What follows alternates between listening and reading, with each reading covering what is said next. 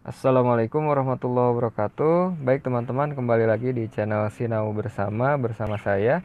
Pada kesempatan ini kita akan membahas tentang materi SKB, lebih spesifik untuk profesi perawat ya. Jadi membahas tentang kegawat daruratan yang berhubungan dengan kompetensi perawat di IGD.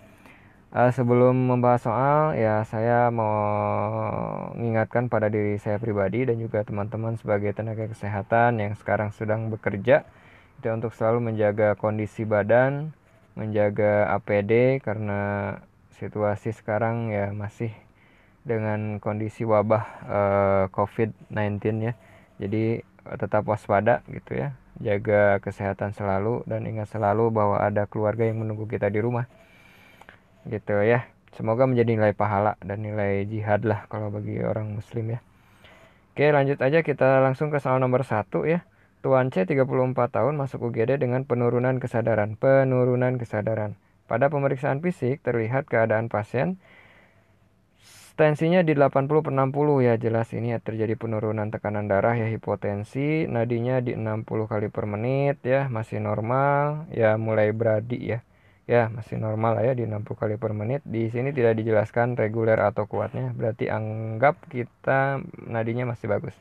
R-nya 26 kali per menit ya, masih normal ya segini, belum terlalu cepat ya. Dan pada ekstremitas terlihat sianosis. Dari pemeriksaan di atas, perawat menemukan tanda A. Hipoglikemi, B. Hiperglikemi, C. Hipoksia, D. Ansietas. Kalau hipoglikemi jelas dari data tidak ada ya, kita coret saja. Kalau hipoglikemi otomatis kan ada keterangan gula darah sewaktunya gitu ya, berapa. Pasti di bawah 100, di bawah 90 gitu ya.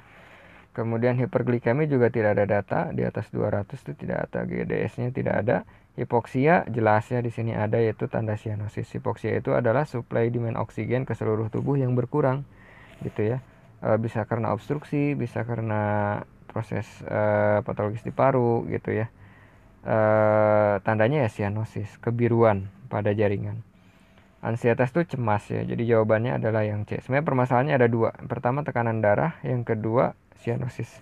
Jadi kalau tidak ada opsi hipoksia, berarti hipotensi yang ada gitu. Jadi kepada soal ini ya jawabannya adalah yang hipoksia ya, yang C ya. Oke. Kemudian soal nomor 2 ya. Anak B 17 tahun datang ke IGD dengan riwayat luka bakar. Berat badannya 60, luas luka bakarnya 40%. Maka kebutuhan cairan pasien berdasarkan rumus Baxter pada 8 jam pertama adalah ini teman-teman, kalau pada soal kompetensi seperti ini, jika ada soal hitungan pasti hitungannya tidak akan susah gitu. Asalkan kita tahu rumusnya.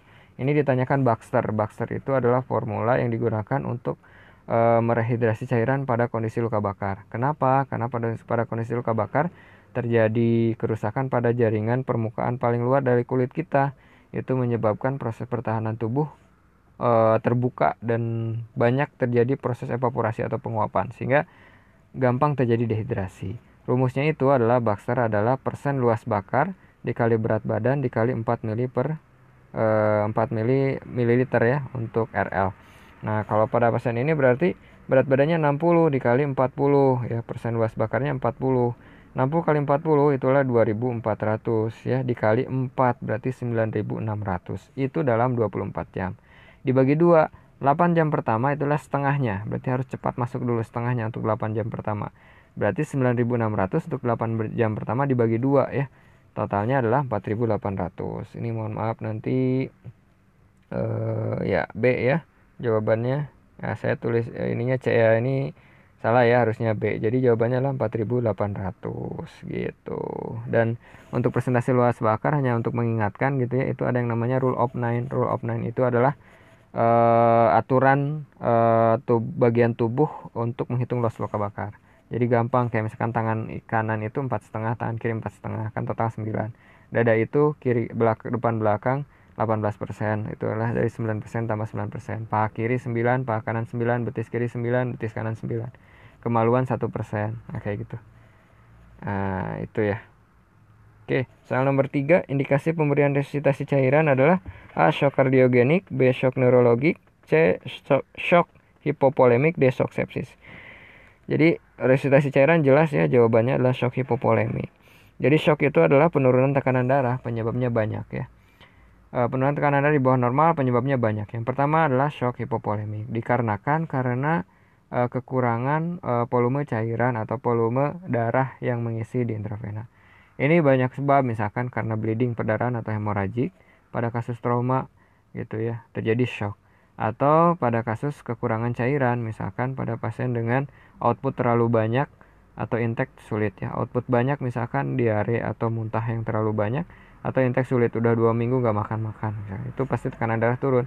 Cukup dilakukan air fluid challenge test, jadi kasih cairan, kalau naik berarti itu hipovolemik.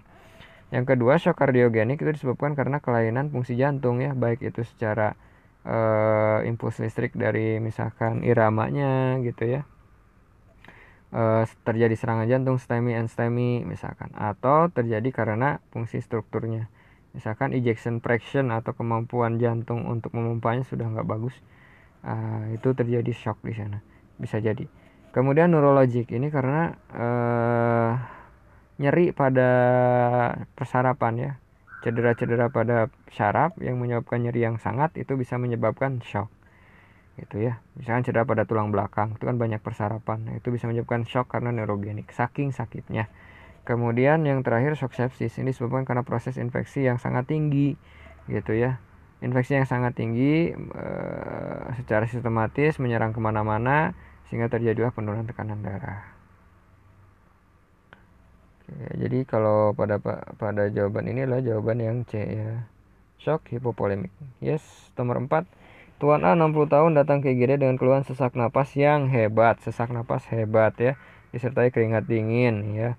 Udah ada keringat dingin, tekanan darahnya tinggi, mungkin karena kompensasi sesaknya ya, 180/90, nadinya di 110 kali per menit ya, normal. RR-nya ya mulai agak cepat sih.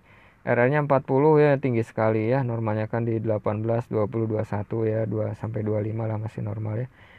Ada suara rongki, berarti ada proses infeksi di sana. Tindakan yang dilakukan pertama kali oleh perawat secara mandiri adalah A. Mengatur posisi semipolar, memberikan posisi Trendelenburg, memberikan posisi tidur datar, dan posisi sini. Jadi pada pas kasus ini kita simpulkan bahwa terjadi kegawatan distress napas gitu. Jadi pola napas yang jadi perlu kita garis bawahi, sehingga ya tindakan yang dilakukan oleh perawat pertama kali adalah memberikan posisi semipolar yang A atau polar. Semipolar itu adalah semi duduk atau duduk gitu. Jadi untuk membantu proses inspirasi ekspirasi otot dada supaya tidak terlalu berat. Kalau misalkan posisi berbaring itu berat. Trendelenburg itu kaki diangkat ke atas ya. Itu bukan, apalagi posisi datar enggak. Jadi jawabannya adalah yang A, mengatur posisi semipolar atau polar. Ini pasien-pasien asma kalau datang pasti disuruh duduk dulu. Gitu ya. Jawabannya A ya, distress napas ya. Oke, ini maaf ya, ininya salah lagi, harusnya A ya, saya ulangi, harusnya A, takutnya nanti ada yang komentar lagi ya, ini kesalahan saya sebagai manusia. Minta maaf ya. Lanjut, nomor 5. Salah satu indikator keberhasilan resusitasi cairan pada pasien shock adalah dengan jumlah urin adalah A. 5000 cc per 24 jam, B. 1000 cc per 24 jam, C. 0,5 sampai 1 cc per 24 jam, D. 1 sampai 3 cc per kilogram berat badan per jam. Sebenarnya kalau kita nggak tahu rumusnya pun, urin output itu berapa, kita sudah bisa mengeliminasi gitu ya. Jadi hitungannya itu pasti per kilogram berat badan per jam. Jadi kalau cuma 0,1 sampai 1 cc per 24 jam itu jelas mau anuri ya. Jadi cuma 0,5 cc yang keluar dalam 24 jam, nggak mungkin. 5000 sama 1000 nggak tergantung berat badan, sehingga yang benar adalah 1 sampai 3 cc ya, kilogram berat badan per jam ya. Oke, jawabannya D ya. Secara teori yang saya tahu sih bukan 1 sampai 3 cc ya. Jadi secara teori itu 0,5 sampai 1 cc gitu. Cuma berdasarkan cc per kilogram berat badannya ya yang D yang mendekati ya. Oke, tapi kalau secara teori 0,5 sampai 1 cc per kilogram berat badan per jam. Mohon maaf kalau ada yang berbeda ya, mohon dikoreksi nanti di komentar. Soal nomor 6. Suatu cara untuk memilah dan menentukan korban dengan memberi warna berdasarkan kebutuhan terapi dan sumber daya yang tersedia adalah triase, triangle, survei primer, survei sekunder. Survei primer sama sekunder ini kalau misalkan ada pasien trauma ya. Triangle nggak tahu. Triase ya ini namanya. Jadi memilah ini pasien yang sifatnya merah, emergency gitu ya, yang dalam hitungan menit bisa mengancam nyawa, atau misalkan ini tuh hijau yang pasien aman rawat jalan gitu ya. Seperti itu, merah, kuning, hijau, dan hitam. Hitam tuh pasien meninggal ya. Itu namanya triase ya. Oke, nomor 7. Laki-laki 30 tahun dirawat di IGD dengan riwayat jatuh dari sepeda motor tanpa mengenakan helm. Tanpa helm. Keluar darah dari hidung dan telinga. Lebam-lebam sekitar kelopak mata. Kebiruan di belakang telinga. Suhu tubuh 38 naik ya. Pola napasnya chain stroke ya. Mulai depresi napas. Kemungkinan ada yang menekan di pusat pernapasan di otak ya. Terjadi penurunan kesadaran. Ya, bisa jadi ada perdarahan atau yang lain. Manakah indikasinya terjadinya fraktur basis kranial? A. Keluar darah dari hidung dan telinga, pola pernapasan chain stroke, penurunan kesadaran. B. Lebam-lebam di sekitar kelopak mata, kebiruan di belakang telinga, peningkatan suhu tubuh. C. Kenaikan suhu tubuh, pola pernapasan chain stroke, penurunan kesadaran. Atau D. Keluar darah dari hidung dan telinga, lebam-lebam di sekitar kelopak mata, kebiruan di belakang telinga. Jadi fraktur basis kranii ini ditandai dengan yang D ya. Yang D. Jadi jawabannya D. Ini tuh fraktur di tulang basal ya, kranium. Jadi fraktur karena proses kecelakaan. Biasanya sih suka sampai perburukan lah, sampai meninggal kalau pasien-pasien dengan basis fraktur basis kranii ya. Satunya itu adalah ya tadi keluar darah dari hidung ya, telinga, lebam di sekitar mata, kemudian kebiruan di belakang telinga gitu ya. Jadi jawabannya ini adalah yang D ya. Yang nomor 8, seorang perempuan 44 tahun lakukan pemasangan nasogastric tube atau NGT ya dengan indikasi pasien mengalami penurunan kesadaran. Klien saat ini dirawat di ICU. Langkah pertama adalah mengkaji lubang hidung untuk insersi masuk selang NGT, mengukur panjang NGT yang akan dimasukkan ke dalam, diberi tanda, dilakukan memberikan melumasi ya selang NGT dengan silika angel. Setelah masukkan ke kerongkongan sampai ke gaster. Apakah tindakan selanjutnya? Jelas. Kalau udah sampai gaster ngapain? Gitu ya. Ini jelas ya, cari yang jawabannya adalah mengecek ya apakah sudah masuk ke gaster atau belum. Jangan dulu difiksasi, dicek dulu. Kalau terdengar suaranya di lambung berarti sudah masuk. Kalau tidak, takutnya masuk ke paru-paru. Kalau sudah memastikan apa namanya? Sudah memastikan benar itu masuk ke lambung ya baru difiksasi gitu ya. Seperti itu. Kemudian dicek dengan cara biasanya kalau yang paling gampang sih menyediakan satu mangkok air ya, dimasukin ke dalam air itu si ujung yang di luarnya. Kalau ada gelembung berarti itu dari napas ya, karena paru-paru pasti akan mengeluarkan udara. Oke, ini jawabannya adalah yang A ya. 9. Seorang perempuan 56 tahun masuk melalui IGD dengan keluhan batuk-batuk berdahak 3 minggu nih, 3 minggu. Batuk lain disertai sesak napas. Hasil observasi terdapat tarikan dada, ada retraksi ya, hasil pemeriksaan tanda vital. Tensi bagus, suhu naik, ya ada proses infeksi, nadi bagus, napas naik. Apakah tindakan implementasi yang tepat pada kasus ini? A. Kolaborasi dengan pemberian obat. Maksudnya untuk ini kan masalah utamanya di stres napas. Perlu langsung obat atau berikan oksigen, ajarkan klien batuk efektif atau kaji kedalaman pernapasan pasien. Kalau saya sih lebih ke berikan oksigen ya, karena ini di stres napas ya, RR-nya di 34. Jadi kalau menurut saya jawabannya B.